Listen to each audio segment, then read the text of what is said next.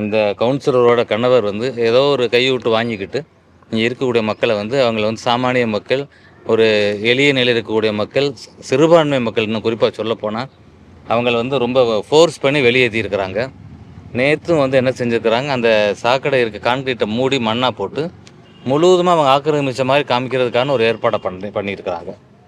இது இப்போ நாங்கள் வந்து தொடர்ந்து இப்போ நம்ம மதுரை கார்ப்பரேஷன் கமிஷனர் போய் சந்திக்க இருக்கிறோம். நம்ம சட்ட ரீதியான நடவடிக்கை அதில் நம்ம இருக்கிறோம். நம்ம மக்களுக்கெல்லாம் சொல்லியிருக்கிறோம், இன்னும் ஒரு 4-5 மாதத்தில் ஆட்சி மாற்றம் வரப்போகுது தமிழ்நாட்டில். ஆமாம் ஆமாம் அதனால் வந்து ஐயா எடப்பாடி ஆட்சி வந்த உடனே இதுக்கு வந்து கரெக்டான உறுதியான ஒரு நிலைப்பாடு எடுத்து அவங்களுக்கான அவங்களுடைய வீடுகளை மீட்டு தருவோம்னு சொல்லியிருக்கிறோம். அதற்கு இடையிலையும் மாற்று ஏற்பாடுக்கான ஏன்னா அவர் சொல்கிறாரு, ரோடுக்காக மட்டும்தான் நாங்கள் எடுத்துருக்கிறோம்னு சொல்கிறாரு. அவங்க சொல்கிற ரோடுக்கான பாதையை விட்டுட்டு மிச்ச பகுதியில் அவங்க பயன்படுத்தக்கூடிய வகையில் செயல்படுத்தணும்னு நாங்கள் இப்போ வந்து கார்ப்பரேஷன் கமிஷனரை பார்த்து நாங்கள் முறையிட இருக்கிறோம். இந்த மக்களோட என்றைக்கும் அனைத்து இந்த அன்னார் முன்னேற்ற கழகம் சாமானிய மக்களுக்கு உறுதுணையாக இருக்கும்.